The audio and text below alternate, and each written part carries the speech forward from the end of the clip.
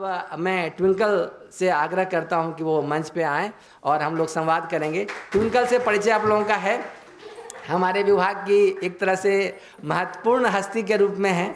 और ये हंस कथा सम्मान 2022 बेला इक्का लौट रही पर एक फिल्म बनाई है, बेला इक्का लौट रही है। उस फिल्म का प्रीमियर हम लोग गया कॉलेज में जल्द करवाएंगे, देखते हैं क्या होता है। वो बहुत अच्छी फिल्म बनी है, अभिनय भी किया है।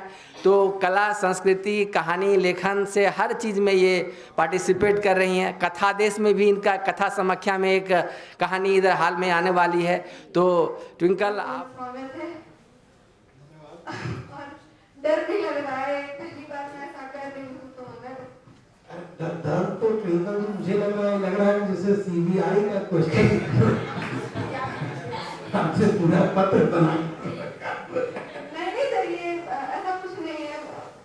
जैसा कि अभी अपना कार्यक्रम शुरू करते हैं, सबसे पहले तो बता दूं कि मेरे पसीने छूट गए आपकी कहानियां पढ़ने में। एक बार में शायद ही 2-3 कहानियां थी जो मैं समझ पाई, वरना बाकी कहानियां ऐसी हैं कि बिना 2-3 बार पढ़े पल्ले नहीं पड़ती।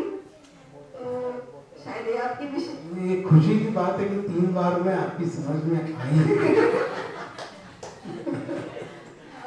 तो खैर सर, सबसे पहले आप के संपादक हैं, शुरू करते हैं कि आपके लिए कैसा रहता है सर? आप एक कथाकार भी हैं, एक संपादक भी हैं। क्या संपादक बनते हुए आप अपने अंदर के कथाकार को याद करते हैं?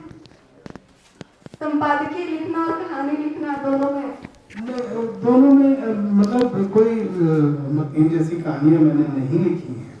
अगर उस तरह की भी कोई कहानी आती है तो उसमें सबसे बड़ी चीज है कि वो नजरिया आपको उसका विकास करना पड़ता है, विकसित करना पड़ता है। तो वो समय के साथ धीरे धीरे हो जाता है। सबसे पहले मैं आप लोगों को बता दूं कि, और आप लोगों को पता भी है कि सर हंस के संपादक हैं और इस महीने का संपादकीय मेरे हाथ लग गया है। मैं इसका पाठ करना चाहूंगी। इसमें कुछ ऐसी बातें हैं जो काफी मजेदार लगी। इधर हाल फिलहाल के संपादकीय में सब जोड़ होता है, लेकिन पता नहीं क्यों ये ऐसा लगा कि मैं इसे छोड़ नहीं सकती। इसका मैं एक पाठ कर देती हूँ, फिर आप लोग खुद समझ जाएंगे बहुत सारी बातें। हंस वाले आपसे दुखी होते हैं। नहीं, हंस वालों से ही रिक्वेस्ट करके मिला है सर। तो वैसे भी ये अंक आने वाला ही था, वो हम जा चुका था छपने के लिए, तो मिलने में बहुत दिक्कत नहीं हुई। तो मैं इसका पाठ करती हूँ। जनवरी में बैठकर फरवरी अंक का संपादकीय लिख रहा हूँ। मैं कैसे सर्द रातों का स्वप्न। संपादकीय का शीर्षक है सर्द रातों का स्वप्न। जनवरी में बैठकर फरवरी अंक का संपादकीय लिख रहा हूँ। मैं कैसे खुद को महीना भर भविष्य में प्रक्षेपित कर रहा हूँ।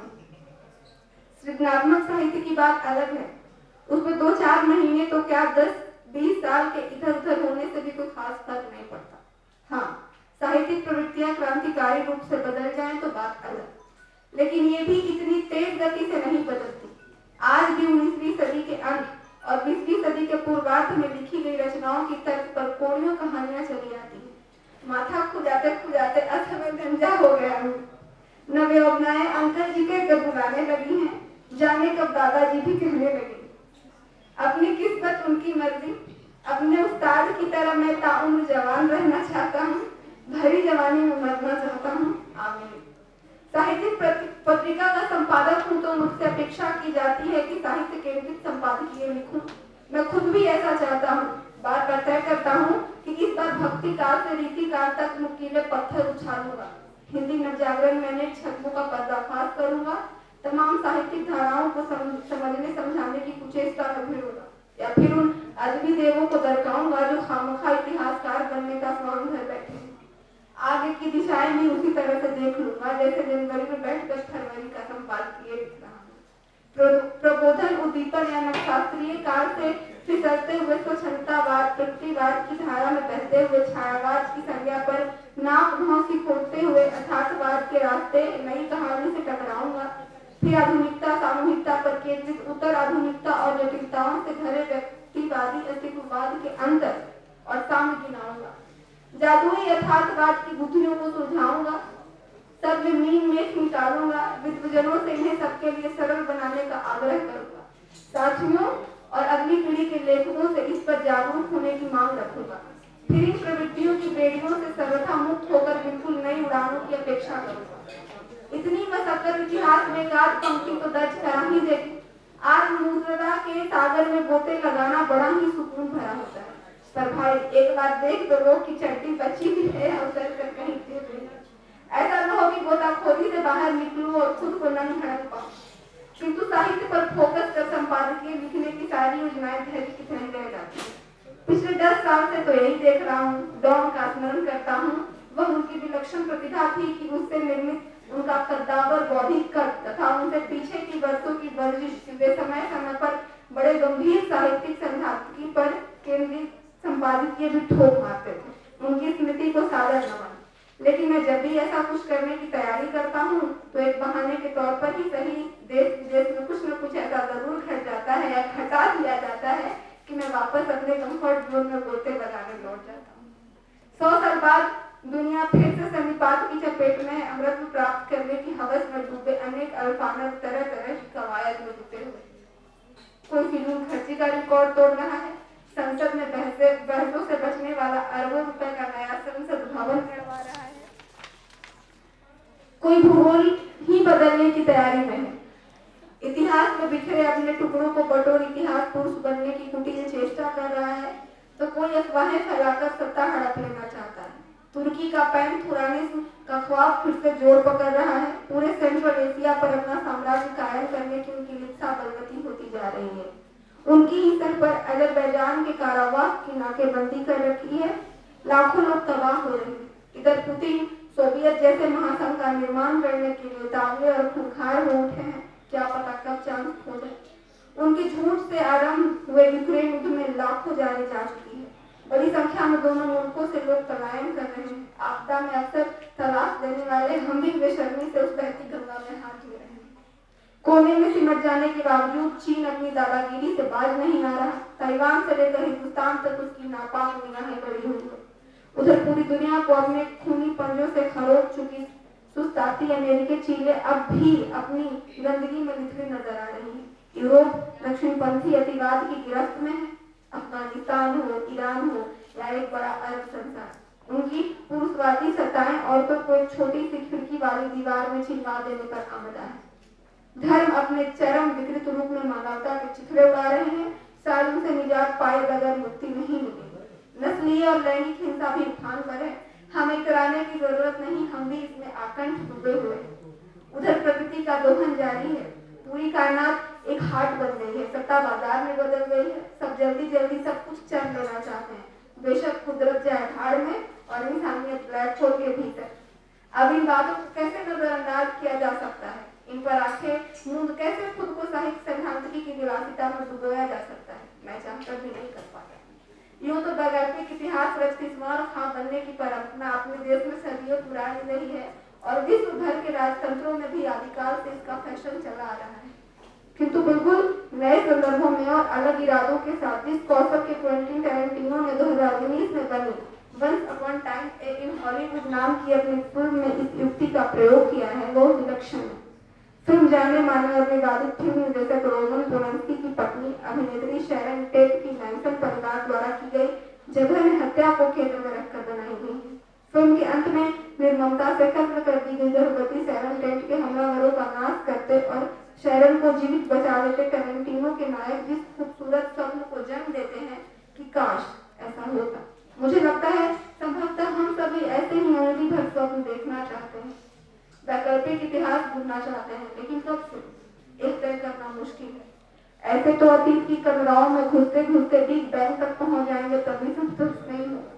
यह ख्याल भी बड़ा खड़ा रहेगा कि काश यह नहीं ऐसे होता। लेकिन हाल फिलहाल में जिन स्थितियों का वैकल्पिक यथार्थ देखना सुकून भरा होगा उनमें से कुछ को तो यहाँ कहा ही जा सकता है। मसलन रूस यूक्रेन युद्ध तत्काल रुक जाए, पुतिन अपनी नर साम्राज्यवादी नीतियों को बंद कर दें, नागोर्नो काराबाख का मसला राजी खुशी और न्यायप्रिय तरीके से निपट जाए, इजराइल दादागिरी छोड़ फिलिस्तीन के साथ सौहार्दपूर्ण रिश्ते कायम कर ले, ईरान और अफगानिस्तान के मुद्दे स्त्री अधिकारों के पैगंबर बनकर उनकी पताकाएं लहराएं, तलाक और रक्त रंजित अमेरिकी विस्तारवाद एक मानवीय अवतार लेकर फ्लोरेंस नाइटिंगेल की तरह विश्व की सेवा में लग जाए और हम भी बड़बोलेपन छोड़ गाल बजाना बंद कर एक शालीन, रचनात्मक और मानवतावादी भूमिका में रच बस जाए। अंधविश्वासों का अंत हो, तार्किक वैज्ञानिक प्रवृत्तियों और बराबरी का बोलबाला हो, हिंसा और मूर्खता का दमन हो, जातिवाद, नस्लवाद, रंग भेद और पुरुष बच्चावाद का शमन हो, विश्व भर के सुरक्षा बलों में इंसानियत का जन्म हो, बिल्किस बानो को उनका हंसता खेलता पूरा परिवार मिल जाए, उनके चेहरे की मुस्कान लौट आए, कठुआ की आसिफा, अलीगढ़ की ट्विंकल और ऐसी तमाम छोटी बड़ी बच्चियां सही सलामत अपने घर के आंगन में खेलती नजर आए। ग्राहम स्टेन्स अपने बच्चों के साथ हाथ हिलाते दिख जाए। जातीय, नस्लीय, धार्मिक, यौनिक, आंतरिक और सैन्य हिंसा में मार दिए गए सभी पुनर्जीवित हो उठे। और चूंकि मैं ईसा मसीह नहीं हूँ तो यह मना ही सकता हूँ कि ऐसी घटनाओं को अंजाम देने की मंशा रखने वाले हैवानों का सर्वनाश हो। कम से कम उनका हिंसक अंग विशेष गल कर गिर जाए। मुंसिफ लोग ध्यान दें, इस दुनिया में आसमान भर तारों के बराबर अन्याय हो चुका है और निरंतर हो रहा है, जिसको दर्ज करने के लिए अनेक प्रकाश वर्षों की लंबाई चौड़ाई चाहिए। लॉर्ड, आपसे प्रार्थना है कि संविधान और गणतंत्र के प्रति अपनी निष्ठा को बचाएं। कृपया उस पर और दाग न लगने दें। आप सभी पाठकों, लेखकों, मित्रों और शुभचिंतकों को देश नहीं सर नववर्ष की हार्दिक शुभकामनाएं। तो सर, ये जो आप कह रहे हैं कि आप इन मुद्दों पर नहीं लिख पाते हैं, मुझे तो लगता है कि पूरे 1 साल का मुद्दा आपने संपादकीय में उठा दिया है।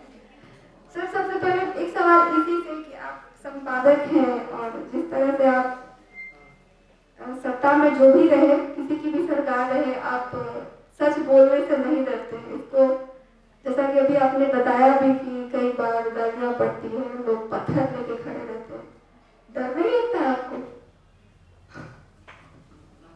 अगर डरेंगे तो फिर संपादक पद से त्याग पत्र दे देना बेहतर है, क्योंकि आपने एक दायित्व आपके ऊपर में दिया गया है जिसे आपने स्वीकार किया है। तो उस दायित्व से भागना जो है वो संभव नहीं होता। अगर आप लोगों को यहाँ जो कम से कम पुराने लोग हैं तो उन्होंने एक फिल्म देखी होगी, गाइड में देवानंद को लोग मान लेते हैं कि ये कोई अंत में, फिल्म के अंत में, कि ये कोई सन्यासी है, साधु है और ये पानी इसकी वजह से आ जाएगा और इसके लिए वो उपवास पर उसको बैठना है और वो बैठता है और उसी उपवास में वो, हालांकि पानी बरसने लगता है लेकिन वो मर जाता है। तो वो उसने एक दायित्व को ओढ़ लिया। वो सही था, गलत था, वो एक उसका छद्म वेश था, वो हम बहस कर सकते हैं, लेकिन अगर उसने उस दायित्व को ले लिया तो फिर उस दायित्व को ले लिया। तो मुझे लगता है कि अगर मुझे ऐसा लगेगा कि नहीं अब इससे ज़्यादा मैं नहीं कर सकता हूँ तो मैं हंस से अलग हो जाना पसंद करूँगा, लेकिन हंस में बने रहते मैं उस दायित्व से भाग नहीं सकता। अब सर सीधे आपकी कहानियों पर आते हैं जी। आपकी जो 2 कहानी संग्रह आ चुकी है, एक है सुरंग और दूसरा है मुलाकात। सुरंग कहानी संग्रह से जो पहली कहानी है शेषांत, उससे एक सवाल है कि मैंने नोट कर लिया है, क्षमा करेंगे मैं देख के पूछूंगी क्योंकि आपकी कहानी इतनी जटिल है और सवाल भी ऐसे ढूंढ के निकालने पड़ते हैं कि उसको बिना लिख के रखे पूछ पाना संभव नहीं है। तो एक उसमें सवाल है सर कि शेषांत कहानी के अंत में लिखा गया है, जब उसको उस कहानी में जो मथुरा नाम का पात्र है उसे मार दिया जाता है, तो उसमें जो एक आरटीसी नाम के व्यक्ति हैं जो आरपीएफ के हवलदार हैं, वो कहते हैं कि वो कोनो चीज था क्या जिसके पीठ पर हाथ धरते हुए वही मथुरा हो जाएगा। मतलब इस कहानी को सर थोड़ा सा आप अपने हिसाब से खोलें, ये कहानी भी थोड़ी लंबी है और ये बात कहना कि वो कोई चीज नहीं था, मैं जिसके भी पीठ पे हाथ धर दूंगा वही वो बन जाएगा, इसको किस रूप में हम ले सकते? देखिए ऐसा है, मुझे लगता है कि प्रशासन के हाथ में या सरकार जो होती है उसके हाथ में असीम ताकतें होती हैं और हम देखते हैं कि उनके सबके नाक के नीचे दाऊद इब्राहिम जैसा आदमी जो है वो बहुत बड़ा गुंडा बन जाता है, या और इस तरह के अनेक उदाहरण है। एक उदाहरण मैंने दिया दाऊद इब्राहिम के नाम से। लेकिन जब थोड़ी सी प्रशासन की कड़ाई होती है, आंखें बदलती हैं, तो उसी दाऊद को ये देश छोड़ करके भाग जाना पड़ता है। वो ये सब क्यों होता है? वो इसलिए होता है कि कहीं ना कहीं उसको संरक्षण मिल रहा होता है, पुलिस से, प्रशासन से, नेताओं से, एक पूरी व्यवस्था से उसको संरक्षण मिलता है, तो वो कुछ भी करने के लिए। लेकिन अगर वो नज़र बंद हो जाए संरक्षण की, तो ऐसे लोगों का कोई गुजारा नहीं होगा। तो आर.डी. सिंह उसी संवाद को, इस पूरी व्यवस्था की पोल खोल के रख रहा है कि हम जिसकी पीठ पर हाथ, चूंकि मथुरा उसके लिए काम करता था, उससे उसको फायदा होता था, लेकिन उसका ही वो उसकी बलि ले लेता है, ऐसी स्थितियां बनती हैं। तो वो बलि लेकर के, तो उसके जो साथी है वो भौचक्का रह जाता है, कहता है कि ये आपने क्या किया, इसको क्यों मार दिया? तो कहता है वो एक प्यादा था, वो कोई चीज़ नहीं था, और हम जिसकी भी पीठ पर हाथ रख देंगे वही मथुरा बन जाएगा। तो यहाँ पर व्यक्ति विशेष में आप मत फंसिए, हमें अपना धंधा चलाना है। सर, इसी संग्रह से एक कहानी है, मध्यांतर। कहानी को हम लघु उपन्यास की श्रेणी में रख सकते हैं, लंबी कहानी, लघु उपन्यास की तरह ही छपा था आजकल के युवा विशेषण। हाँ। तो इसका जो शीर्षक है, मेरी कहानी ऐसे मोड़ पे खत्म होती है जहाँ की जो डॉक्टर साहब है वो उसके पीठ पर वो झंडा या जो गमछी है उसको देख करके कहते हैं कि उनको सब माया मोह लगता है, और ये कहानी ऐसे खत्म होती है कि मतलब अंत हम इसका सोच नहीं पाते हैं या सोचते हैं कि थोड़ा फंसा हुआ है। तो जो मध्यांतर शीर्षक है, तो इस शीर्षक से आपका क्या अर्थ है? मध्यांतर का मतलब इंटरवल होता है। आप लोग तो आप फिल्म वाली हैं, पता तो इंटरवल है, मतलब किस चीज का इंटरवल? ये इंटरवल है। देखिए कहानी क्या है कि आप कल्पना करें कि एक तालाब है, एक शांत तालाब है, उसमें आप एक बड़ा सा पत्थर फेंक देते हैं, तो काफी समय तक उसमें लहरें उठती रहेंगी, लगेगा कि सब कुछ डिस्टर्ब हो गया है, फिर धीरे धीरे सब शांत हो जाएगा, तो आपको लगेगा कि अब सब शांत हो गया, वापस सामान्य हो गई सारी चीजें, लेकिन वो सामान्य होती नहीं है। एक अंतर रहता है कि अब उस तालाब की तलहटी में एक पत्थर जो वहाँ पहले नहीं हुआ करता था, वो आकर के बैठा हुआ है, चाहे वो कंकड़ है, चाहे बड़ा पत्थर है, कुछ भी है, लेकिन एक बाहरी, जिसको कहते हैं कि उस तालाब को भविष्य में उसको क्या होगा, उसका कैसे प्रभावित करेगा, ये आप नहीं जानते हैं। तो इसी तरह से उसमें आप जो पूरा वो घनश्याम नाम का जो पात्र है, वो गांव छोड़ करके भाग गया है, क्योंकि इतना तंग किया है उसको लोगों ने, और गलत फहमी में उसको तंग किया है। तो अंत में जो पात्र है डॉक्टर पाकेला, उनको लगता है कि हमारी वजह से पूरा गांव सामान्य हो गया, वापस लौट आया, और इसमें वो किसी तरह की आत्मश्लाघा से वो ग्रसित हो जाते हैं, वो उनका भ्रम दूर हो जाता है, उनको समझ में आ जाता है कि नहीं, वो उस आदमी का जीवन हमने खत्म कर दिया, इस गांव से उठ गया। तो ये अंत नहीं है, ये मध्यांतर ही हो सकता है। सर, जैसा कि आपकी कहानी के स्त्री पात्रों पर अगर बात करें, तो 2-3 कहानियां जो मैंने चुनी है, जो है उसमें एक गांठ है, एक फाक है, और एक छोटा सा मतलब 2-3 लाइन में है, जो एक बार फिर में भी एक स्त्री पात्र है। आपकी कहानी की जो स्त्री पात्र है वो कहीं ना कहीं एक जद्दोजहद करती नजर आती है, खुद से, समाज से, और वो कहीं ना कहीं इस चीज़ को तोड़ती हुई भी नजर आ रही है। वो इस कदर उसमें फंस गई हैं एक समय के लिए, वो इस तरह से घुट रही हैं कि उनको जब भी कोई ऐसा मौका मिल रहा है जहाँ की वो से निकल सकती हैं, भले 5 मिनट के लिए, 10 मिनट के लिए, वो निकल जाना चाहती हैं। ऐसा ही कुछ है फाक कहानी में। सही। और अगर गांठ की बात करें तो उसमें जो नायिका है, ये कहानी कहीं ना कहीं 3 लोगों की बात करती है, 3 स्तरों पर चलती है। एक तो वो खुद है, एक जिसको टीवी में मीता नाम की जो एक महिला पात्र है वो उसकी बात करती है, और तीसरा वो डॉक्टर जिससे उसके संवाद होते हैं। तो सर ये समुद्र का जो इस कहानी में कॉन्सेप्ट है कि वो लहरों को डांट देती है कि पीछे हटो, वो उसमें उतर रही है और इस तरह से वो लड़ रही है, उसको कैंसर हो गया है, उसका पति मर गया है, उम्र कम है, वो खाना चाहती है, सोना चाहती है, वो चाहती है कि कोई उसको छुए। तो इसमें एक सेक्स का भी एक कहीं ना कहीं वो है कि एक दबी हुई इच्छा। सर इसको थोड़ा अपने स्त्रियों के बारे में वो आपने सही कहा, वो उस लिहाज से एक जटिल कहानी है और वो 3 स्तरों पर चलती है। पहला स्तर है जो बात जो है जैसी है, दूसरी उसकी एक हीरोइन है मीता टीवी वाली, वो उसको देख करके उसको बड़ा संतोष मिलता है क्योंकि वो सारे काम ऐसे करती है टीवी वाली जो मीता है, जो वो करना चाहती है, जो पात्र करना चाहती है लेकिन कर नहीं पाती है। और वो सारी आज़ादी, वो मुक्त आचरण हर चीज़ में वो मीता में देखती है।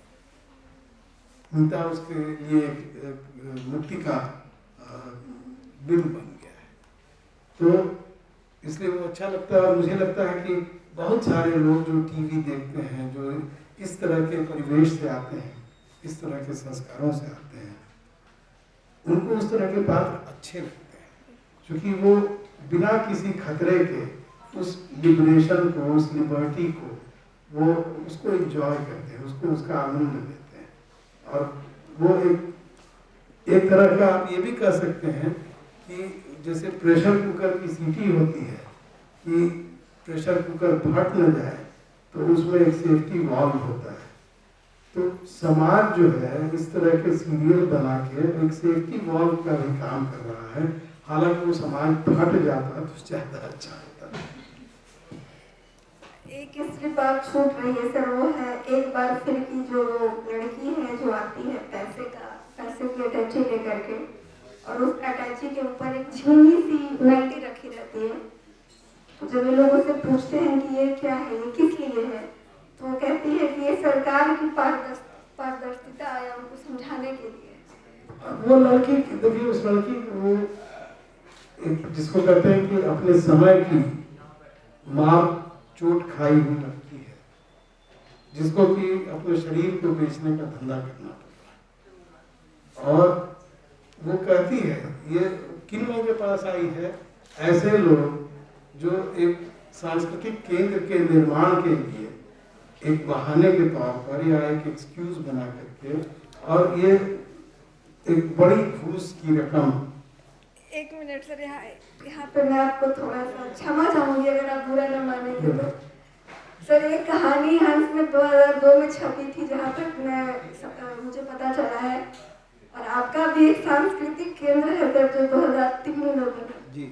तो कहीं इस बहाने आप अपनी बात तो नहीं कर रहे हैं, एक लेखक है जो उसमें बड़ी रकम की डिमांड कर रहा है और वो बनाना चाहता है, तो कहीं ये बात सही है कि उस कहानी को लिखते समय मुझे इस केंद्र का एक विचार मन में आया, फिर लगा कि इसको बना ही लेना चाहिए, तो उसको बना लिया गया।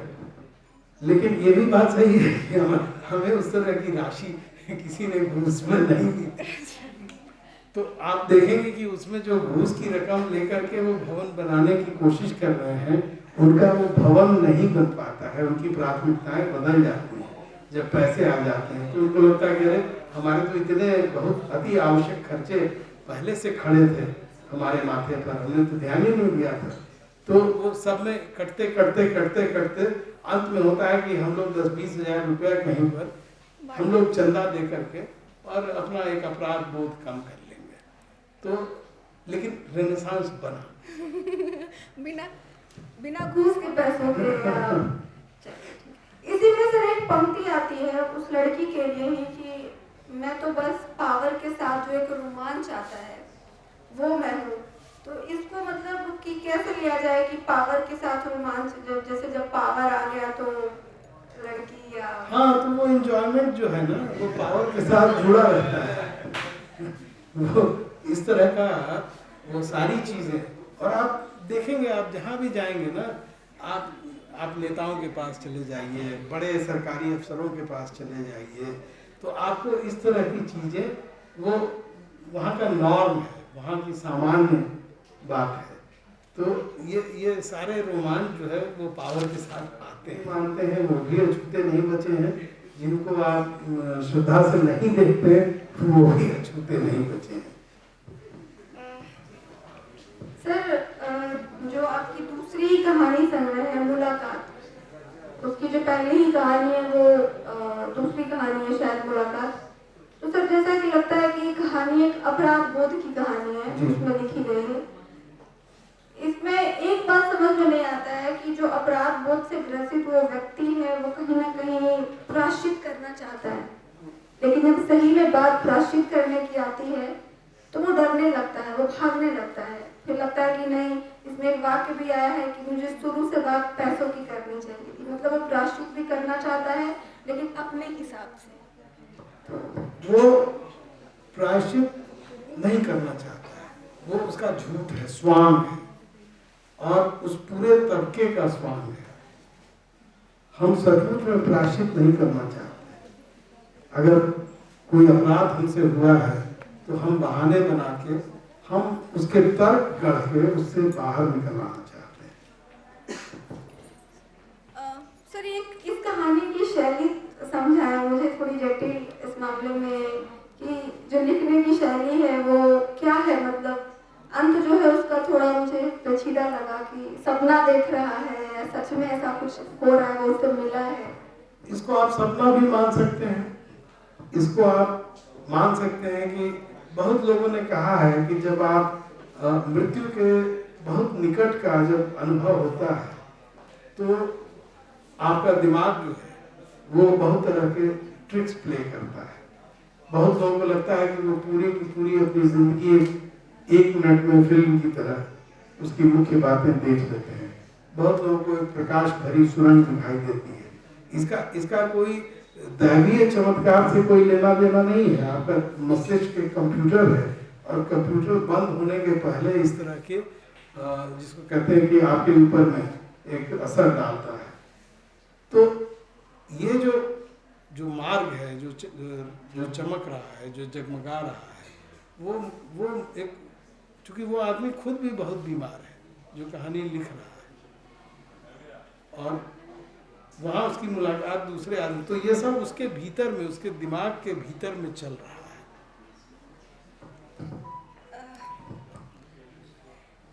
एक कहानी है सुरंग। तो सुरंग में है कि सर, इस सवाल मैंने लिखा है, मैं पढ़ देती हूँ। वो ये है कि जैसे कि सुरंग में आपने एक हॉरर, मतलब कह सकते हैं एक डरावना सुरंग है, उसमें एक स्त्री और एक पुरुष घूमने गए हैं या देखने गए हैं। तो सबसे पहले तो सर, क्या वाकई में ऐसी कोई जगह होती है जहाँ इतने अच्छे से इन चीज़ों को होती है? थोड़ा इसमें बढ़ा चढ़ा के जब साहित्यकार लिखेगा तो थोड़ा उसको अपने हिसाब से ज़्यादा बढ़ाएगा चढ़ाएगा, लेकिन ऐसी जगह होती है। और ये मैंने अपने अनुभव से लिखा है, क्योंकि मैं ऐसी सुरंगों में गया। सर, इसमें जो एक है कि मानव जाति ने खुद जो एक भयावहता निर्मित की है, प्रकृति का दोहन करके और बाकी चीज़ों को से छेड़छाड़ करके, उसका इसमें है। और इसके साथ ही ये चीज़ मतलब बहुत कठिन विश्व में हुए युद्धों का, लोगों के साथ हुए नरसंहारों का वर्णन करती है। लेकिन साथ ही साथ जब दो लोग चल रहे हैं तो उसमें जो स्त्री है या जो दोनों लोग हैं, पुरुष के मन में स्त्री के प्रति एक प्रेम का भाव है, भले ही वो एक तरफा है। तो ये जो विरोधाभास है सर, वो हाँ, उस हॉरर में आप अगर देखें, उस भयावहता में प्रेम ही बचा सकता है। जैसा कि अभी हमारे परीक्षा नियंत्रक भी कह रहे थे कि प्रेम से सब कुछ। हाँ, वो प्रेम ही उस भयावहता से मनुष्य प्रजाति को बचा सकता है। वो भयावहता से भयावहता नहीं। इसमें एक बात बहुत मजेदार है सर, एक है कि वो डर जाता है और लाइटर जलाता है। अगर आप सुरंग में गए हैं तो क्या वो वाकया बहुत मजेदार लगा कि आप डर गए। अगर आप गए हैं तो आपके साथ ऐसा कुछ घटा है? थोड़ी देर के बाद असल में क्या होता है कि आप एक ऐसे रास्ते में हैं जहां आपको बाहर निकलने का मार्ग नहीं मिल रहा है। और आप भटक रहे हैं, फिर घूम के वहीं पहुंच जाते हैं। तो जैसे भूल भुलैया में होता है, तो एक बार हो, 2 बार हो, और फिर आप देख रहे हैं कि सामने से कंकाल चला आ रहा है। तो जाहिर है कि आपको लगता है कि अब निकलो यार यहाँ से। मतलब आपको भी डर लगता है? हाँ, किसी को भी लग सकता है। वो डराना ही, पर उसका मुख्य उद्देश्य यही है उस हॉरर टनल का, कि आप डरें। और उसमें आप देखिएगा कि आप शुरू में ही एक वादा उस पर टंगा हुआ है कि हम आपको डरा कर ही दम लेंगे। सर, एक कहानी है, वो है गिरफ्त। तो सबसे पहले इसमें बहुत सारे कराटों के दांवपेच का वर्णन है जो मुझे भी नहीं आते। इतने सारे ये आपको कराटे आता है? नहीं, दांवपेच ही नहीं आता सर। और इसमें क्या है कि एक खेल है, इसमें 2 लोगों के बीच में एक खेल खेला जा रहा है, लेकिन ये खेल एक ऐसे मोड़ पे खत्म होता है, कह सकते हैं कि जहाँ इसका अंत होता है वहाँ ये खेल बहुत डरावना लगने लगता है पता नहीं अब क्या हो जाए, कौन किसको मार दे, किसकी गर्दन तोड़ दे। वो पिटा जा रहा है, लेकिन वो कह रहा है कि बस एक मुक्के की देर है तो कोई इसको रोक ले। तो ये मतलब जब आपके पास में बहुत ताकत हो जाती है और जिसको कहते हैं आत्मनियंत्रण खत्म हो जाता है और सामाजिक नियंत्रण भी खत्म हो जाते हैं, जो जिनको करना चाहिए। जैसे उस खेल में आप देखिएगा कोई रेफरी तक नहीं, तो और कराटे अपने आप में एक मारक ज्ञान है, तो यह कला है। आपको कराटे का नहीं, मैंने कराटे, मेरा शरीर नहीं बताता है कि मैं कराटे जानता हूँ, लेकिन मैंने कराटे पर रिसर्च किया है और मैंने एक ब्लैक बेल्ट थे जिस विधा की बात मैं कर रहा हूँ, काई कुशिन काई कान, तो उस विधा के जो सचमुच के ब्लैक बेल्ट थे, तो उनसे मैंने घंटों इस पर बात की। ये भी कहानीकार जो भी बनना चाहते हैं तो उनके लिए एक है कि आप जो भी विषय चुने तो उस पर आप गंभीरता पूर्वक रिसर्च करें। वो रिसर्च एक बहुत ज़रूरी चीज़ होती है।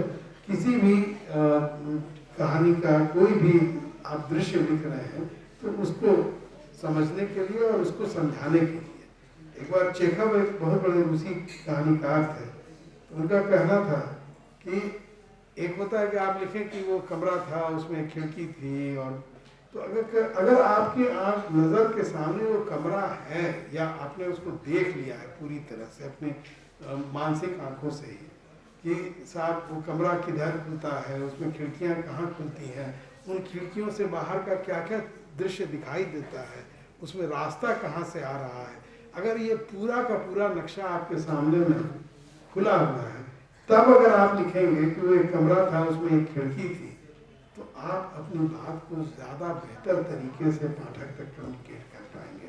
अगर आप ही कंफ्यूज रहेंगे कि यार खिड़की बाईं तरफ थी कि दाईं तरफ थी, कि वो दरवाज़ा जो था सामने खुल रहा था कि पीछे खुल रहा था, तो आपकी बात उलझ जाएगी और आप अपनी जो आप कहना चाहते हैं उसको आप ठीक ढंग से कह नहीं पाएंगे। तो इसलिए रिसर्च जरूरी होता है। और अगर कराटे पर कहानी लिख रहे हैं तो कराटे के बारे में भी पढ़ना पड़ेगा, उसके जो उस्ताद लोग हैं उनसे बात करनी पड़ेगी। अगर आप सेना के बारे में लिख रहे हैं, आपने देखा होगा बहुत यहाँ पे बहुत सारी फिल्में बन जाती हैं जिसमें वो हाई कोर्ट में और वो जा करके और जो हीरो है वो समझाने लगता है कि जज साहब ऐसे नहीं ऐसे होता है। भाई हाई कोर्ट में इस तरह की बहस नहीं होती है, वो सब ट्रायल कोर्ट में होता है। तो इन चीज़ों के बारे में हमारे लेखकों को कम पता रहता है। हमने एक फिल्म देखी थी जिसमें एक ही स्त्री से, वो एक स्त्री में 3 लोगों का खून एक साथ जा रहा है ना, वो अमर अकबर एंथनी नाम की फिल्म थी। तो 3 लड़के उनके लिए, तो जिसको कहते हैं इमोशनल, तो बड़ा अच्छा सीन बनता है। लेकिन जब आप तर्क में उतरते हैं तो ऐसा कभी दुनिया में आज तक नहीं हुआ है कि 3 लोगों में से खून की नली निकले और एक औरत में जा करके एक साथ जाने लगे। तो इस तरह की मूर्खताओं से बचना चाहिए। और अगर थोड़ा सा रिसर्च कर लेते हैं तो कोई हर्ज नहीं है। सर मुठभेड़ नाम की जो आपकी कहानी है वो एक फर्जी इनकाउंटर पर आधारित कहानी है, और कैसे एक ईमानदार पुलिस ऑफिसर है वो कैसे कशमकश में जूझ रहा है, लेकिन इसके अंत में एक बात समझ में नहीं आती है। सर पूरी कहानी तो ठीक ठाक चल रही है, लेकिन अंत में क्या है कि वो जो लड़की है वो एक कहकशां में बदल जाती है। तो ये क्या है, और वो जो पुलिस अफसर हैं वो उसे छोड़ भी देते हैं, जाने भी देते हैं। तो ये जो थोड़ा थोड़ा इस पर प्रकाश डालते हैं। ऐसा कि वो एक तो वो लड़की जो है वो गलतफहमी में पकड़ ली गई है। इनको इनकाउंटर या फेक इनकाउंटर करना था एक जाने माने एक अपराधी का। उस अपराधी के साथ में वो एक संभवतः कोई कॉल गर्ल है, कोई वेश्या है, वो रही होगी, वो भी पकड़ में आ गई है। अब इन लोगों साथ दिक्कत ये होती है जो पुलिस का काम जानते हैं कि वो एक गवाह बन गई है। एक गवाह है क्योंकि वो सारी चीज़ों को देख रही है, तो कायदे से उसको भी छोड़ा नहीं जा सकता है। या तो पकड़ते ही नहीं या उस प्रोग्राम को कैंसिल कर देते, लेकिन वो इतना शातिर अपराधी है कि उसको छोड़ा नहीं जा सकता है। और उसको छोड़ा अगर नहीं जा सकता है तो मतलब है कि उस लड़की को भी नहीं छोड़ा जा सकता है। तो आपने देखा होगा कि शुरू में ही कहानी में 3 प्रॉमिसेस हैं। पहला प्रॉमिस है कि जो एसपी साहब हैं उनको उनका दूसरा गैलेंट्री मेडल मिलने की बात कही गई है। उस अपराधी के द्वारा ईश्वर को याद करने की बात कही गई है, और उस लड़की के आसमानी गंगा में बदल जाने की बात कही गई है। ये 3 प्रॉमिसेस हैं।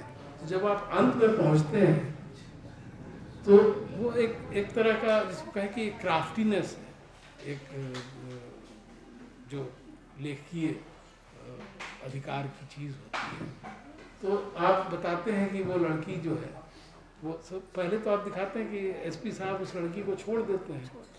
इसके लिए लेखक उनको उनका पहला सच्चा और दूसरा गैलेंट्री मेडल उनको पुरस्कार में देता है कि उन्होंने एक निर्दोष लड़की को नहीं मारा, उसको सारा रिस्क लेते हुए भी उसको उन्होंने छोड़ दिया।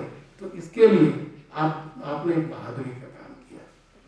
तो वो एक हुआ। दूसरा है कि वो तो याद कर ही रहा है ईश्वर को जान बचने के लिए, या उसको भय है कि मर जाएगा जो अपराधी है। तो वो तीसरा है कि वो आकाश गंगा में बदल जाएगी या कहकशां में बदल जाएगी। तो वो सफ़ेद साड़ी पहनी हुई लड़की, और चूँकि एसपी साहब एक अपने निजी उनके पेट में दर्द हो रहा है, वो चाहे जिस कारण से भी हो रहा हो, और वो बेहोशी के कगार पर है, तो बेहोश होते हुए वो एसपी साहब जो वो लड़की को छोड़ देते हैं, वो जा रही है, तो वो सफ़ेद साड़ी में लिपटी लड़की उनको एक प्रकाश पुंज की तरह दिखाई देती है, क्योंकि वो होश खो रहे हैं। तो वो है कि वो आकाश गंगा में वहाँ पर सचमुच में बदल रही है। सर मुलाकात कहानी पर वापस लौटते हैं। उस कहानी से मेरे मन में ढेरों सवाल हैं। उसमें एक पंक्ति है सर कि खुदा का शुक्र है हम जेबों के भीतर नहीं रहते। वो जब जेब में हाथ डालता है तो अचार वगैरह की उसको सुगंध आती है। आदमी की जेबें बहुत गंदी होती हैं, और खासकर अगर आप कोई कोट पहने रहे हैं जाड़े भर, तो आप देख सकते हैं उसके अंदर में जो सिगरेट पीते हैं उसके अंदर तंबाकू का चूरा गिरा रहेगा। उसमें वो आप खाना खाते हैं, बहुत बार जेब में ही अंदर में हाथ डाल के पोंछ लेते हैं, तो वो उन तेल मसालों की गंध भी वहाँ रहती है।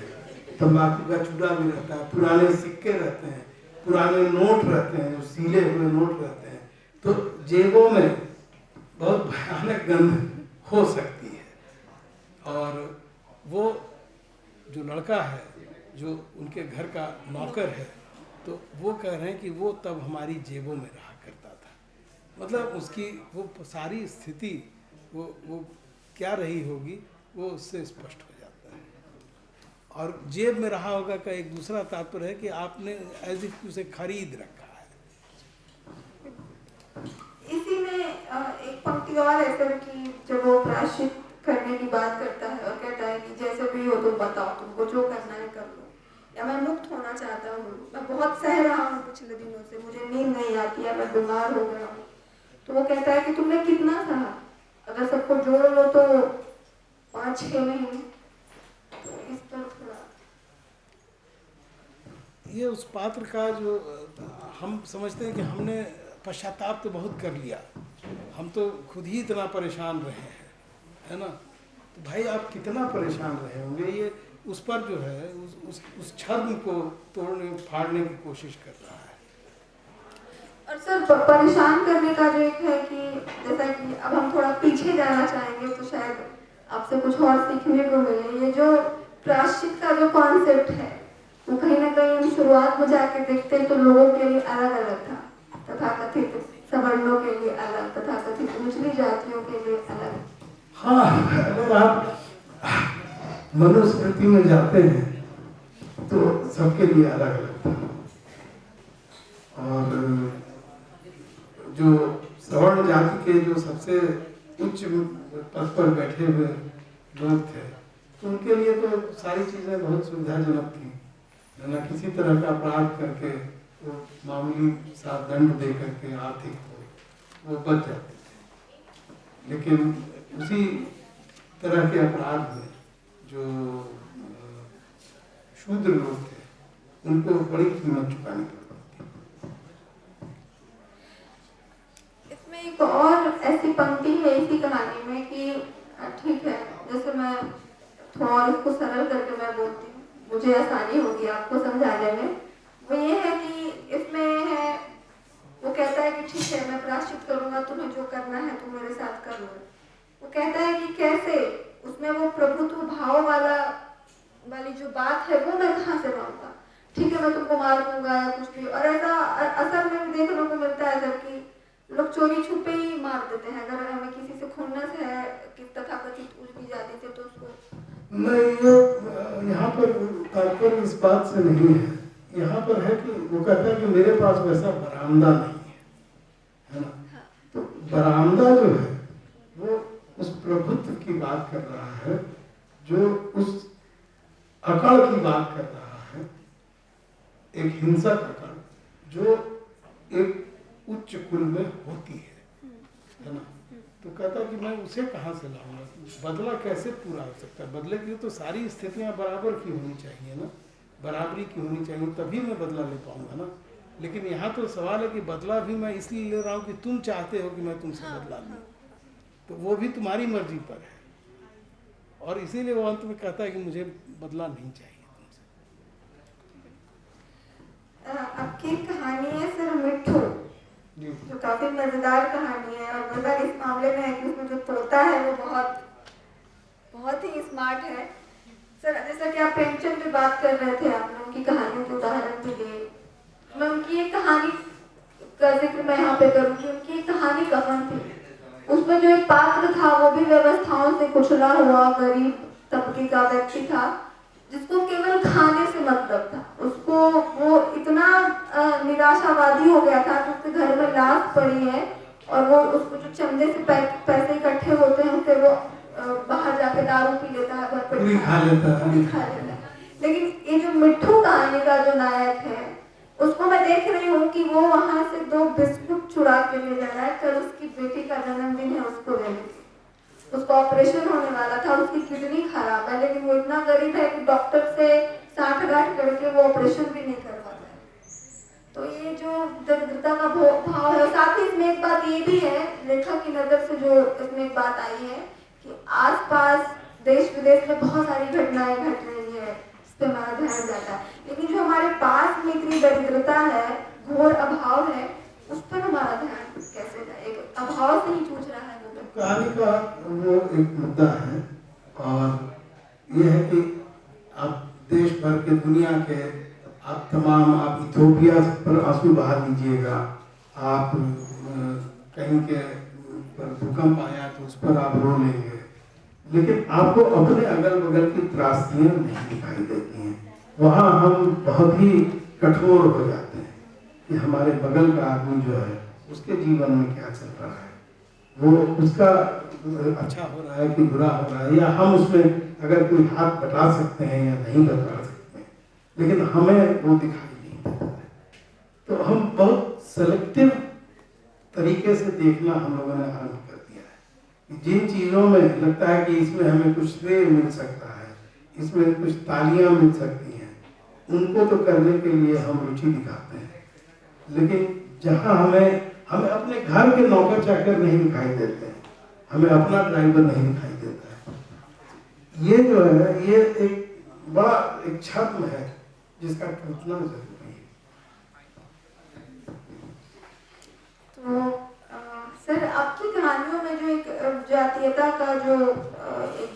की जो बात होती है, तथाकथित उल्टी और नीची जातियों के बीच में, वो काफी स्पष्ट है। आप कहीं भी उसको ज्यादा लू लपाड़ नहीं लगाते हैं और चीजों को बहुत ही जो जैसे है उसको वैसे ही रख लेते हैं।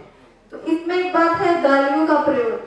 बहुत सारे लोग ऐसा आरोप लगाते हैं कि मतलब गालियों से बचना चाहिए, परहेज करना चाहिए, जो आपने कहा कि संस्कृत मिष्ट भाषा। तो सर, गाली तो एक सच्चाई है जो आपकी कहानी में एक जगह गाठ कहानी में बहुत कहें, अगर उसको अश्लीलता से तौले, श्लील और श्लील के बीच में, तो वो गाली गंदी ही मानी जाएगी। बहुत गंदी गाली, बहुत गंदी गाली है।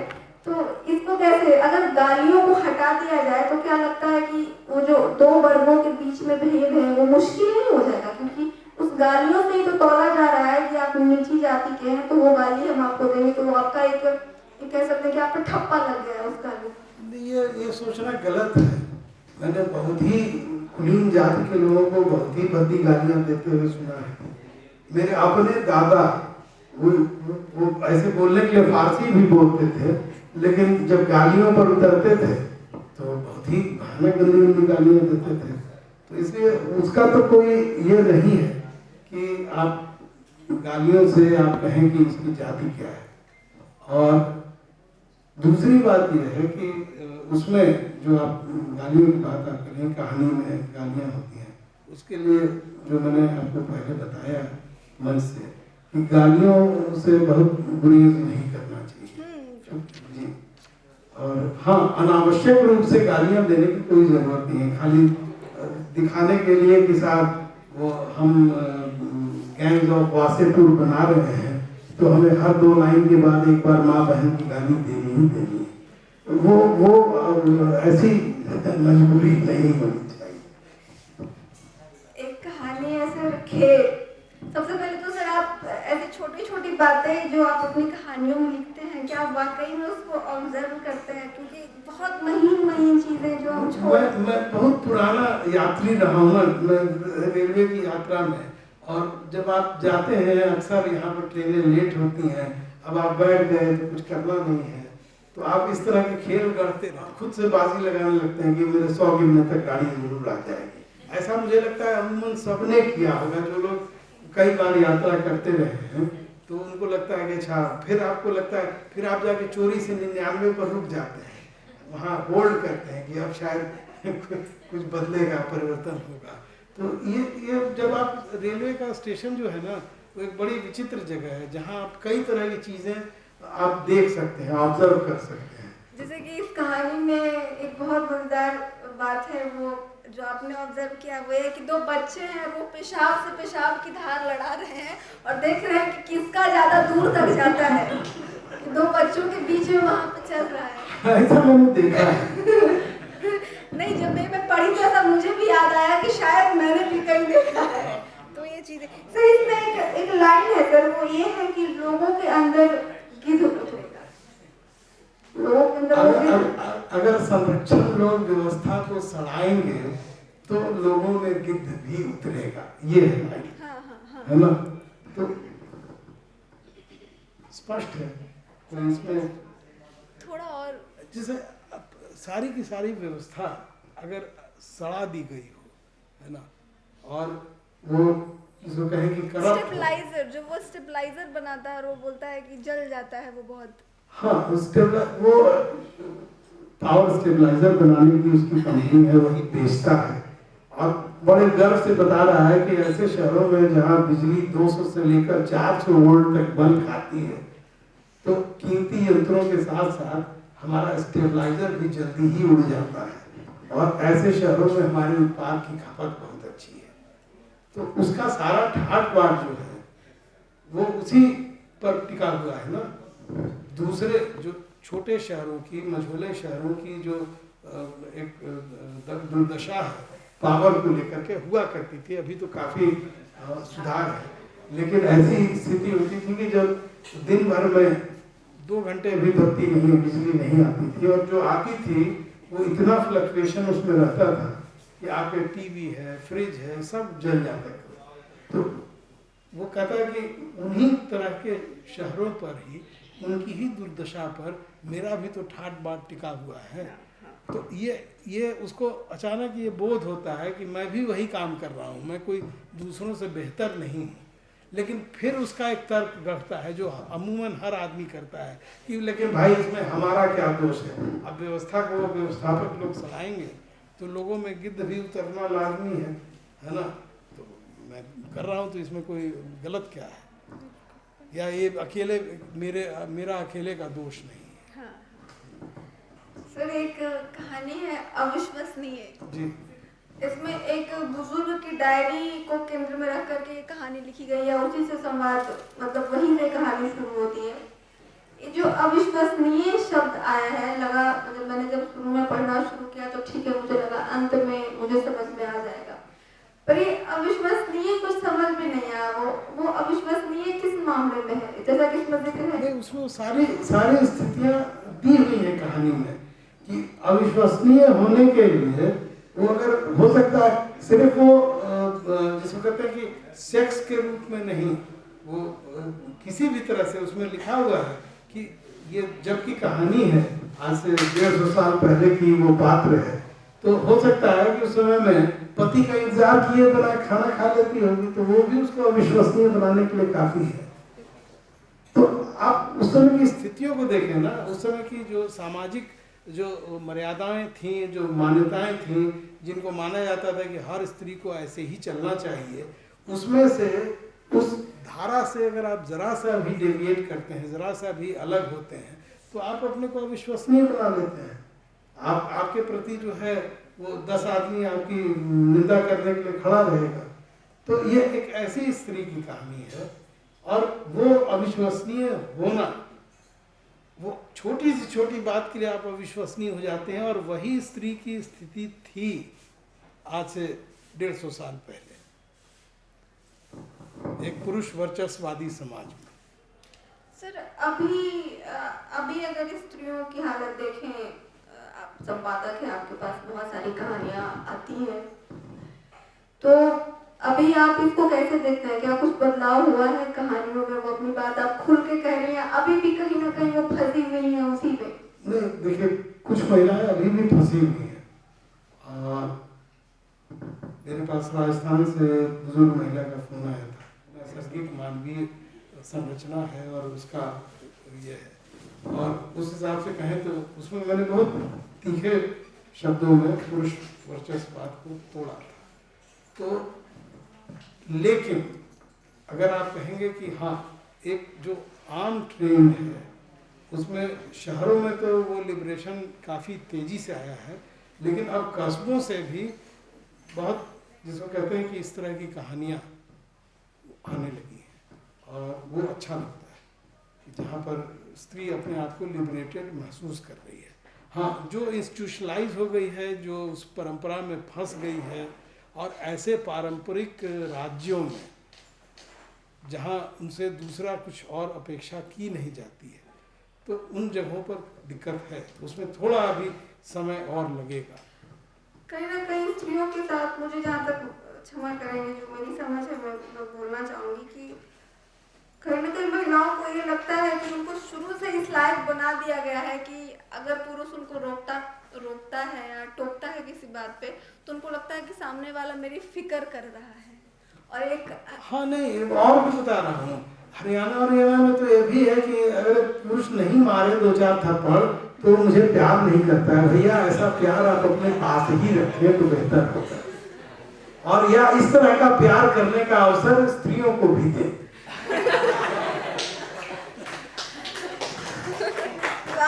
मैडम काफी खुश हुई इस बात पर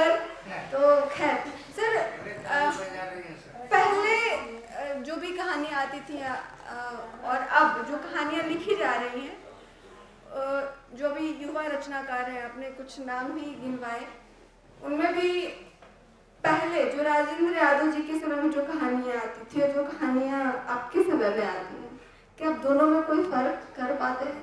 दोनों में अंतर है। और देखिए उस समय में थोड़ा जिसको कहते हैं ना कि महिलाओं में कुछ एक महिलाएं बहुत बोल्ड लिख रही थी। अब अगर आप उर्दू की बात करेंगे तो इसमें चुगताई जैसी महिलाएं भी थीं जिन्होंने उस समय में अद्भुत और बड़ा खुला हुआ साहित्य लिखा है। लेकिन हिंदी में वो परंपरा जो है वो थोड़ा सा धीमी गति से आई है, 5-10 साल का अंतर रहा है, लेकिन आई है। और उसमें जिसको कहते हैं कि बड़ा एक मिक्सचर ऑफ ट्रेडिशन और एक बोल्डनेस, दोनों के बीच में वो कहानियाँ बढ़ी हैं। लेकिन आप देखिए राजेंद्र जी के ज़माने में एक कथाकार हुई थी लवलीन, उसने बड़ी बोल्ड कहानियाँ लिखी थी। आज भी वो केरल की है, उसका क्या नाम है, नाम भूल रहा हूँ, कौन, अणु क्या नाम है उसका, वो उसकी कहानियाँ बहुत बहुत अच्छी, वो बेसिकली मतलब वो खूबसूरत इरोटिज्म लिखती है, इरोटिका लिखती है, और वो बहुत अच्छी कहानियाँ है। और इरोटिका कोई गंदी चीज़ नहीं होती है। हमें पहले उन पूर्वाग्रहों से अपने आप को मुक्त करना होगा कि सेक्स की बात करना जैसे कोई बहुत ही अभद्र चीज़ है। मेरा ये मानना है कि अगर सेक्स हिंसा के साथ जुड़ा हुआ है ना तो वो अश्लील है, लेकिन अगर वो हिंसा के साथ जुड़ा हुआ नहीं है तो कहीं से अश्लील नहीं है। सर, मैं अब अंत की ओर है, मेरे पास सवाल ख़त्म हो रहे हैं, तो कुछ विद्यार्थी हैं, मैं आपसे कुछ किताबों के नाम पूछना चाहूँगी जो इस उम्र में हमें ज़रूर पढ़ने ही पढ़ने चाहिए। 2-3 किताबें भी अगर मिल। देखिए आप हालांकि मैं इस मामले में ट्रेडिशनलिस्ट नहीं हूँ, लेकिन मैं आपसे ये कहूँगा कि सिर्फ ये जानने के लिए कि क्या अच्छा है और क्या बुरा है, आपको एक तो प्रेमचंद को समग्र पढ़ जाना चाहिए, है ना। उनकी मानसरोवर 8वां भाग पढ़ जाइए, इससे इतर भी कुछ कहानियाँ हैं वो पढ़ जाइए, कहानियाँ ज़रूर पढ़ जाइए।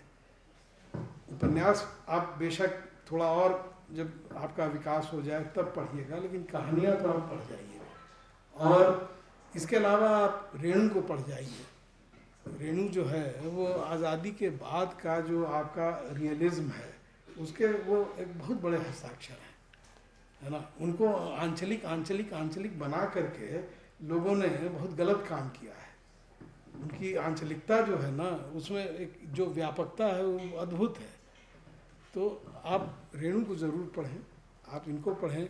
इसके अलावा मैं कहूँगा कि अगर आप पढ़ना चाहते हैं तो उर्दू के, हालांकि वो लेखक हैं, लेकिन आप कृष्णचंद्र को पढ़ें, मंटो को तो पढ़ें ही पढ़ें, इस्मत चुगताई को पढ़ें, तो आप इन लोगों को पढ़ें, है ना। और वहाँ से आप आगे बढ़ते हैं तो आप जो नई पीढ़ी में आप डेफिनेटली संजीव को पढ़ें, उदय प्रकाश को पढ़ें, असगर वजाहत को पढ़ें, आप अखिलेश को पढ़ें। एक समय में मदर इंडिया नाम की जो किताब है सर जी, उस पर बहुत विवाद हुए थे। हालांकि वो किताब मैंने पढ़ी है, जब जिक्र हो रहा है तो मुझे याद आ रहा है। उस किताब में ऐसे बहुत सारे वर्णन हैं जो मुझे लगता है कि शायद सच है। बहुत लोग कहते हैं कि नहीं, उसमें बहुत ऐसी चीज़ें हैं जो ऐसे ही लिख दी गई है कि किसी भी तरह से यहाँ की सभ्यता और संस्कृति को नीची दिखाई जाए। इसमें मुझे लगता है कि जहाँ तक जो द्विवेदी जी हैं उन्होंने भी उसकी बड़ी निंदा की थी। और इस किताब पर जो है जो सबसे बढ़िया बात लिखी थी वो उमा नेहरू ने लिखी थी। उमा नेहरू ने कहा था कि माना कि इसमें बहुत सारी अतिशयोक्तियाँ हैं, बहुत सारी बातें गलत हैं या हो सकती हैं, लेकिन बहुत सारी बातें इसमें सच भी हैं, तो हम उनका क्या करें, ये उमा नेहरू ने कहा था। तो इसलिए उस किताब में बहुत सारी बातें जो लिखी हुई हैं जिसको हमारा समाज स्वीकारना नहीं चाहता है, तो ऐसे भी वो उनके बारे में चार्ज लगाया गया कि ये जो है ब्रिटिश एजेंट बन के इन्होंने इस किताब को लिखा है। वो अमेरिकन थी, उनको ब्रिटिश एजेंट बनने की कोई आवश्यकता नहीं थी।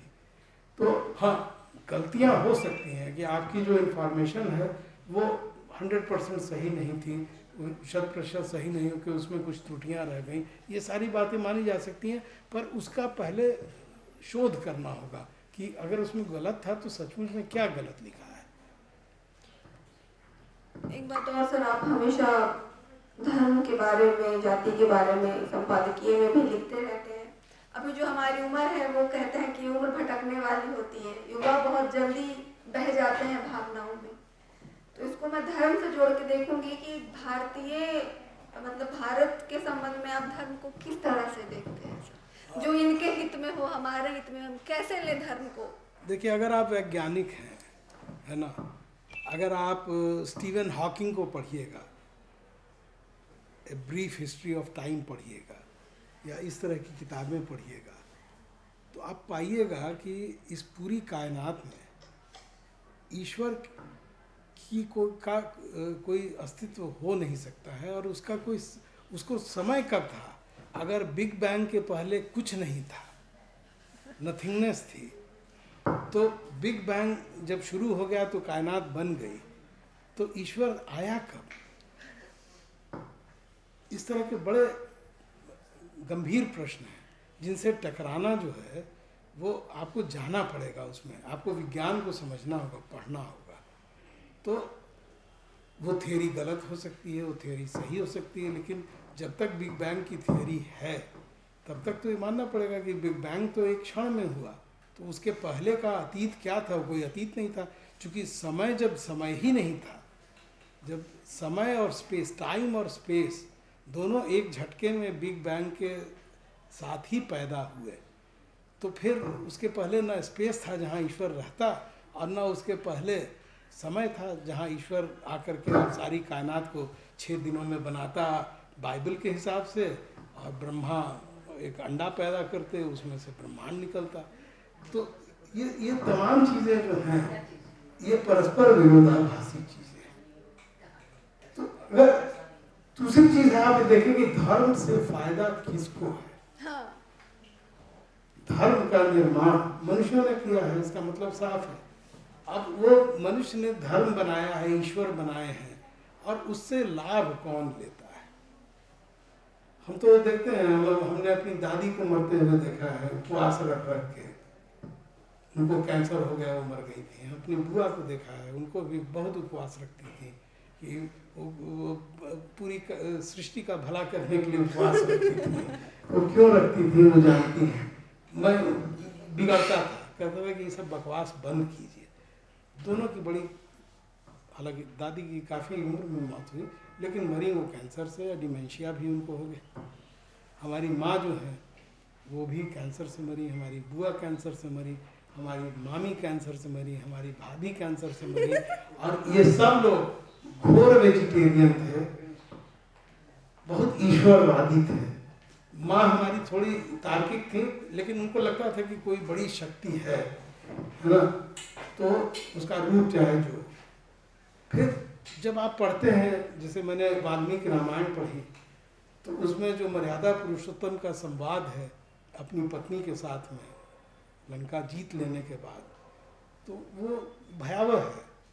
मुझे लगता है कि कोई भी गैरत वाली स्त्री उनके साथ उसके बाद नहीं रहना चाहती होगी, जो कहे कि सीता तुम अब मेरे लिए बिल्कुल एक जूठी थाली की तरह हो गई हो, और तुम्हारे लिए 10 दिशाएं खुली पड़ी हैं, तुम चाहो तो विभीषण की, क्या भरत की रखैल बन जाओ, लक्ष्मण की रखैल बन जाओ, वानर पसंद है तो सुग्रीव की रखैल बन जाओ, राक्षस पसंद है तो विभीषण की रखैल बन जाओ, या जहाँ चाहो चली जाओ, तुम्हारे लिए 10 दिशाएं खुली पड़ी हैं। वो भी बार बार परीक्षा लेके। नहीं, परीक्षा उसमें नहीं है वाल्मीकि रामायण। नहीं, मैं बाद की बात कर रही हूँ। हाँ, जो तो वैसी स्थिति में आपको लगता है, और सीता कहती है कि तुम एक गंवार आदमी की तरह ऐसे बात कर रहे हो कि जैसे गंवार आदमी अपनी गंवार स्त्री से बात करता है ना, और मैं अपनी मर्जी से नहीं गई थी, रावण मुझे हर के ले गया था। तो ये जो है, जब आप इन तमाम चीज़ों से, अच्छा उसमें वो न विष्णु के अवतार हैं, न वो ईश्वर हैं, वो एक राजा है वाल्मीकि रामायण में। ये उनको अवतार और ये सब जो धार्मिकता अंदर में आई तो तुलसीदास महाराज जी की कृपा से आई। तो ये सारी चीज़ें हैं, इसलिए बहुत सी चीज़ों को जो बुरा लगता है, मैं भी ऐसे परिवार में पढ़ा हूँ जहाँ रोज़ रामचरितमानस का पाठ हमारे दादाजी करते थे और उनको कंठस्थ था महाभारत, रामचरितमानस, रामायण का भी कुछ हिस्सा, और वो सब मुझे कहानियाँ सुनाते थे बचपन से। तो मेरा महाभारत का ज्ञान जो है वो औसत लोगों से थोड़ा सा ज़्यादा ही होगा, कम नहीं है। तो इन तमाम चीज़ों के बाद आप उसके अंदर के जो विरोधाभास है, जब आप उनसे टकराते हैं तो आपका काम है एक व्यक्ति के तौर पर कि आप अपना दिमाग खुलाएं।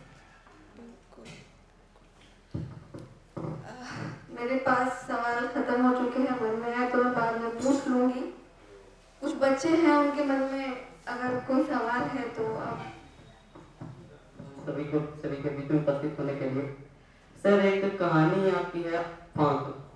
सर, उसमें एक ऐसी स्त्री का वर्णन है जो जिसे अभी पखवाड़ा भी नहीं हुआ है महानगर में आए हुए, तो वहाँ से सामंजस्य भी नहीं हुआ है, और उसे एक ऐसा कहानी में वातावरण दिखाया गया है कि उसे अब घर में जो है एक कैद की तरह लगने लगा है, और उसके जो पति हैं वो भी अभी टालमटोल करते हैं, उन्हें कहीं ले जाने से बचते हैं या फिर बहाने करते हैं। तो एक दिन ऐसी स्थिति उत्पन्न होती है कि जो पति है कहीं गए हैं, तो उसे अब इच्छा होती है कि हाँ मुझे अब जाना चाहिए कहीं बाहर। तो कलकत्ते का वर्णन है उस कहानी में सर। तो वहाँ का उस महानगर का जो परिवेश होता है तो उसे रास्ते देखे हुए बिल्कुल नहीं है, तो भटकने का भी डर है। तो चली तो जाती है, घूम भी लेती है, आने में उसे थोड़ा डर लगता है क्योंकि वो बहुत कठिनाइयों से घर पहुँचती है, और एक उसे बहुत डर होता है कि हाँ कहीं पति मुझसे पहले घर आ गए तो अब क्या होगा। तो जब वो डरते डरते घर पहुँचती है तो उसे बहुत सीढ़ी से चढ़ते चढ़ते डर लगता है, कहीं आ गए तो कहीं मारेंगे तो नहीं, कहीं गाली तो ना दें। उसे फिर यहाँ तक लगने लगता है कहीं मुझे निकाल तो ना दें घर से। तो बहुत सारी चीज़ें उसके मन में पहले से चलने लगती है। तो सर वहाँ जब वो पहुँचती है, उस थोड़ा देख लेती है कि पति अभी यहाँ नहीं आए हैं, तो पहले तो उसे लगता है कि नहीं बाबा आप कान पकड़ लेती है, मुझे अब नहीं जाना। लेकिन थोड़ी देर बाद उसके चेहरे पर एक मुस्कुराहट आ जाती है, वो वहाँ पूरा उसका परिदृश्य जो भूमि वो उसके सामने आ जाता है कि बड़ा अच्छा लगा, अगले बार फिर से जाना चाहिए, इसमें कोई दिक्कत थोड़ी है। तो उसका ऐसा मानसिकता का बदलाव ऐसा इस कहानी में क्या दर्शा रहा है, क्यों ऐसा ये मनोदशा क्या दर्शा रही है कि पहले ये पूरा था, जब उसके पति के बारे में से मालूम था कि वो आ गए होंगे तो मार पड़ेगी या, लेकिन बाद में जब नहीं आया पति तो फिर। लेकिन आप देखिए कि वो कहानी जो है वो घर से बाहर निकलती है, उसके पीछे में बत्ती चली गई है, एक उमस भरा दिन है ना। और कलकत्ते की उमस जिन लोगों ने महसूस की है वो जानते हैं कि कितनी खराब उमस होती है। तो कहती है कि कहीं बाहर घूम आए, बाहर निकल के जाएं, जरा देखें। और पति गया हुआ है, तो जब जाती है कहीं पर गोलगप्पे भी खाती है, कहीं घूमती भी है ना। उसको कुछ विचित्र किस्म के लोग भी टकराते हैं, और फिर लौटती है, उसको डर लगता है वहाँ से। उसका चूंकि वो रास्ता भटक गया, उसको पता नहीं कहाँ जाना है। वो जहाँ छोड़ करके गया है वहाँ वो पूछती है, अगर जहाँ तक मुझे याद है बागची बिल्डिंग उस जगह का नाम है जहाँ वो रहती है ना। वो तो कहती है कि तो एक आदमी दिखाता है कि वो जिस बिल्डिंग पर कौआ है वही है बागची बिल्डिंग। कौआ उड़ जाता है तो उसका पता खो जाता है। तो लेकिन करते करते पहुंच जाती है। पहुंच जाने के बाद में अब उसके अंदर में एक कॉन्फिडेंस बढ़ रहा है, उसका आत्मविश्वास बड़ा हो रहा है कि मैं जाके आ सकती हूँ। तो उसको लगता है कि इसमें कोई अपराध मैंने थोड़ा किया है, वो बिगड़ेंगे तो मैं भी और जोर से बिगड़ूंगी, है ना। हाँ सर। तो वो उसकी अस्मिता जो है ना वो एक विस्तार ले रही है। और वो हाँ, सर कहानी के अंत में ये लाइन है भी वहाँ पे, तो वहाँ पे दिखाया गया है कि पहले तो वो डरी हुई कान पकड़ लेती कि अब छुपावा नहीं जाऊंगी मैं। हाँ। लेकिन फिर लास्ट में होता है कि जाने में दिक्कत ही क्या है। आप शुरू में डर जाते हैं, और फिर डर के फिर आप धीरे धीरे उस डर से जब आप आपका हो जाता है, आप सहजता पा लेते हैं, तो आपको लगता है कि इसमें क्या है, हम फिर कर सकते हैं। सर एक प्रश्न हुआ है कि व्यक्तित्व को उसकी कहानियों से या संपादकीय जो छपती है उससे उसके व्यक्तित्व का आकलन किया जा सकता है, या फिर करते हैं हम लोग। तो पहले तो सर आपके बारे मतलब में उसकी मानसिकता का, उसकी वैचारिकी का, उसके विचारों का आकलन आप कर सकते हैं। लेकिन सर हम लोग जो जिस उम्र में है हम लोग उनके व्यक्तित्व का भी आकलन कर बैठते हैं कि शायद व्यक्तित्व, और मेरे आपके बारे में भी सर लगभग होते कि सर संपादकीय ऐसे होते हैं, लगता है बहुत ही गंभीर किस्म के व्यक्तित्व तो नहीं है ये। तो अभी जब सर आपके साथ में आया थी रास्ते में तो भी लगता है सर बहुत गंभीर है, तो मैं भी कुछ ज्यादा कर नहीं पाया। लेकिन जैसे ही सर आप छात्रों के बीच में आए या विद्यार्थियों के बीच में आए तो आपकी खुशी सर चेहरे पर एक ऐसी दिखी जो आपको उत्साहित कर रही थी, और एक ऐसी खुशी थी सर जिसको मैं देखकर खुश होने का मन कर रहा था कि हाँ मैं भी खुश हो जाऊं, जबरदस्ती। तो सर आप प्रश्न ये है सर कि आपका सर विद्यार्थियों के साथ मिलना, युवाओं के साथ मिलना आपके काम में और कर्तव्य में कितना मदद करता है? देखिए, आप जब लोगों से मिलते हैं ना, तो जब कहानीकार की हैसियत से अगर आप लोगों से मिलते हैं तो आपको तरह तरह के पात्र वहाँ पर मिल जाते हैं, है ना। पात्र कोई एक पात्र नहीं होता है, वो अनेक पात्रों का मिला जुला रूप होता है। क्योंकि आप किसी एक आदमी को लेकर के एक पात्र रच देंगे तो बड़ा एकांगी सा वो पात्र बनेगा।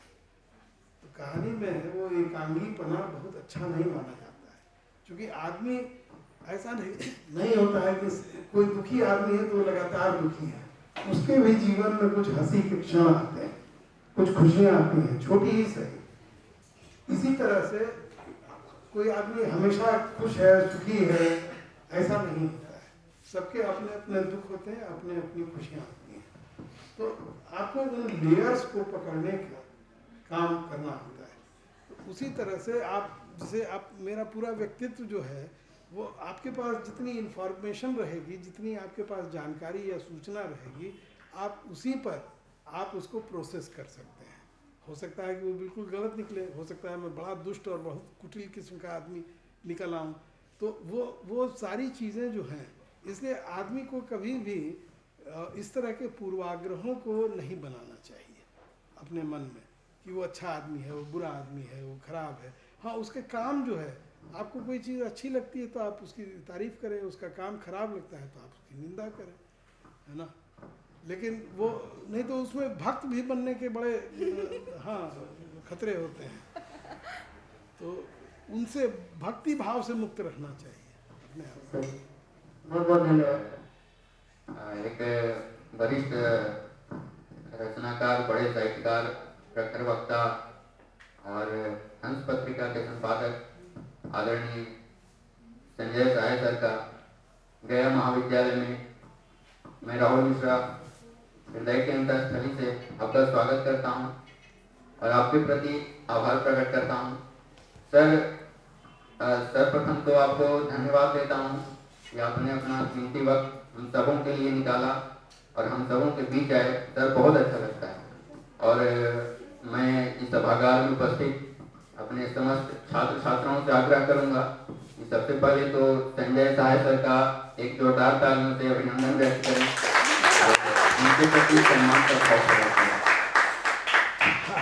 आप मुझे डरा रहे हैं, मुझे लग रहा है कि ये पूरा सत्र फिर से आरंभ होगा। नहीं, ऐसा नहीं। सर, सवाल ये है कि वर्तमान समय में ऐसी कौन कौन सी चुनौतियां हैं जिसे आप बतौर एक वरिष्ठ रचनाकार होने के नाते अपने रचनाकारों से चाहेंगे कि वे अपनी रचनाओं में लेकर के आए उन समस्याओं को, उन चुनौतियों को? मनुष्य को अपने को दूसरे मनुष्य से बेहतर मानने की, है ना। सारी समस्या की जड़ में यही है, हम आपसे बेहतर हैं, हमारा धर्म आपसे बेहतर है, हमारे रहने का तरीका आपसे बेहतर है, हमारी संस्कृति आपसे बेहतर है। ये जो हम बेहतर है, वन अपमैनशिप जो है ना, और दूसरा आपसे नीचा है, ये मुझे लगता है सभी रोगों की जड़ वहीं पर है। हम ये मानने के लिए तैयार नहीं होते हैं कि मनुष्य मनुष्य बराबर है। जब ज़रूरत पड़ेगी तो उसका खून आपके भी काम आ जाएगा, अगर आपके ग्रुप का है तो आपका खून उसके काम आ जाएगा। आप अगर काले हैं तो आप पशु नहीं हैं, आप गोरे हैं तो देव नहीं हो गए हैं।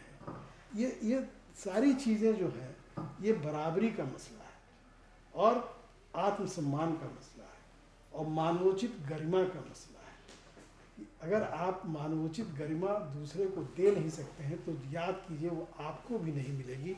ये बिल्कुल लिखा हुआ है, चाहे यहाँ ना मिले चाहे और कहीं आप उससे वंचित रह जाएं। तो ये मसला बराबरी का है और एक श्रेष्ठता बोध से बचने का है। तो हम किस बात की श्रेष्ठता का स्वांग लेके चल रहे हैं? हम सब में सारी वो मानवीय कमजोरियां हैं जो किसी दूसरे में हो सकती हैं। इस पर बहुत ध्यान देने की ज़रूरत है। हम एक मानवोचित गरिमा की बात करें, सबके लिए बराबरी की बात करें, और हो नहीं रहा है, हमें दिखाई दे रहा है, तो उसी हिसाब से वो आप ये नहीं कि हम एक भाषण देने के लिए कहानी लिख रहे हैं। जो नहीं हो रहा है उसको पकड़ें, उस छोटी छोटी चीज़ों को पकड़ें, उन चीज़ों को सामने लेकर के आएँ कि क्या नहीं हो रहा है जो होना चाहिए था। और हमेशा जब आप संपादक रहेंगे या लेखक रहेंगे तो आप एक चीज़ जान लीजिए कि आप वहाँ पर विरुद्धावली लिखने के लिए लेखक नहीं बने हैं। आप क्रिटिकल होकर के चीज़ों को देखने के लिए लेखक बने हैं। यही है।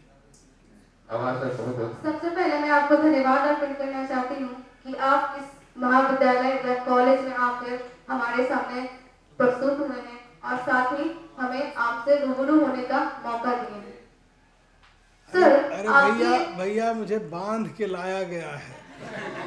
तो मैं इस विभाग को धन्यवाद अर्पित करती हूँ कि उन्होंने ऐसा काम किया है। सर, आपकी एक कहानी है टोपी, उसमें आपने बखूबी टोपी को एक नशा के रूप में दिखाया है, अप्रत्यक्ष रूप से। जनरली हम लोग जब नशा का नाम सुनते हैं या शब्द सुनते हैं तो हमारे दिमाग में शराब या कोई नशीली पेय पदार्थ आती है, लेकिन आपने इस कहानी में टोपी को भी नशा से जुड़ाव या रिलेट किया है। इसमें आपने यह बताया है कि एक व्यक्ति जो कि पहले सबसे दबा रहता था, किसी से बात करना नहीं चाहता था, जैसे ही वो टोपी पहनता है उसमें एक अजब प्रकार की ऊर्जा आने लगती है। तो इस कहानी में एक पंक्ति है कि भाग्य चमकाने का काम पोथी पत्रों बड़े पंडितों का है, जो कि इस समय पदाकांक्षी नेताओं के घर में यज्ञ कराते हैं या मंत्र फूकते हैं। तो मैं चाहती हूँ कि इस पंक्ति पे कुछ प्रकाश डालें या कुछ बात करें। वहाँ पर ये बात एक लिखने के की रॉ में एक बात कही गई है कि अब वो समय जो उस दिन निकला है, आप देखिए कहानी कहाँ से शुरू हो रही है कि उस दिन समय उसके साथ क्या खेल करने वाला है उसको बिल्कुल नहीं पता था, और ये पता करने के लिए उसको फिर जा कर के पंडित जी के पास बैठना पड़ता, अपना पत्रा उतरा पढ़वाना, साहित्य निकलवाना पड़ता है ना। तो और लेकिन वो आजकल अब वो रमई जैसे आदमी के लिए वो साहित्य निकालने का काम नहीं करेंगे, क्योंकि वो बहुत बिजी हैं। वो बड़े नेताओं का भाग्य बाँचने के लिए कि आपको पदवी मिलेगी, आप मंत्री बनिएगा कि नहीं बनिएगा, आदि आदि ऐसी जगहों पर वो भविष्य बाँचने वाले ज़्यादा बिजी हैं। तो ये है वो एक उसमें एक छोटा सा कटाक्ष है। आगे भाग गाने में भी बात पंक्ति पे कुछ बात करें।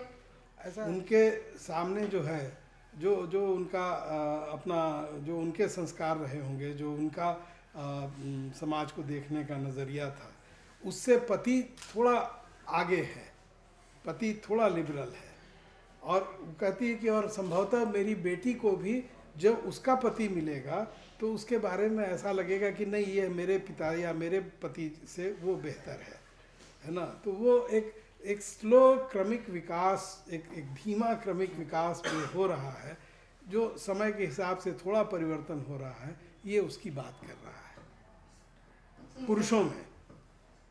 अभी आपने कुछ समय पहले बोला कि हंस पत्रिका के दो महत्वपूर्ण विषय है, पहला स्त्री और दूसरा दलित। क्या अभी के जो लेखक या रचनाकार हैं इस दोनों विषय से अलग लिखे तो क्या वो हंस पत्रिका के लिए माननीय होगा? क्या चीज? आखिरी वाला?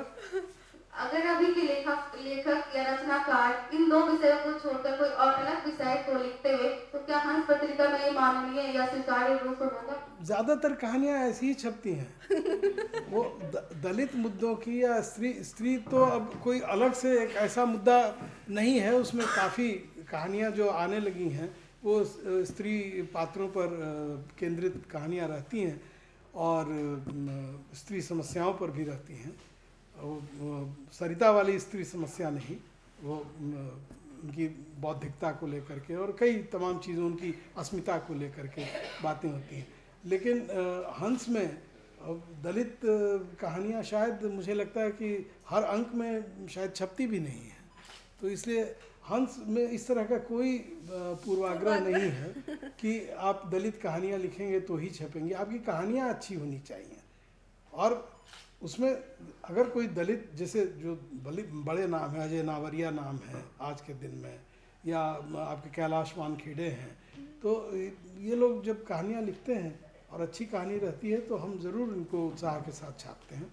और वो जो सामान्य लोग भी लिखते हैं जो अच्छी कहानियाँ होती हैं उनको भी हम उतनी ही तरजीह दे के छापते हैं कि वो ब्राह्मण कहानियाँ लिख रहे हैं या, लेकिन ये है कि हाँ, कहानियों में एक खुलापन होना चाहिए, कहानियाँ आधुनिक होनी चाहिए, वो चाहे कोई लिखे। पुरस्कार दिया जाएगा या महिलाओं को ही पुरस्कार दिया जाएगा, ऐसा कोई ये नहीं है। महिलाएं बहुत अच्छा लिख रही हैं, इसलिए कई बार महिलाओं को पुरस्कार मिल जाता। इसके लिए कुछ कई बार सुनना भी पड़ता है कि महिलाएं अच्छा लिख रही। बहुत सारे लोग इसमें भी एक पूर्वाग्रह से ग्रसित हो जाते हैं कि अगर लगातार आप स्त्रियों को सम्मानित कर रहे हैं तो कहीं कुछ नहीं। बहुत पुरुषों को सम्मानित किया है, टेकचंद को सम्मानित किया है, कैलाश वानखेड़े को सम्मानित किया है, तो अभी क्या नाम उनका, अनिल यादव को सम्मानित किया था, तो और भी कई लोग आए हैं। मेरे ख्याल में कौन राय थे, उनको सम्मानित किया जयश्री राय के साथ साथ। और मैं वापस श्रीधर करुणानिधि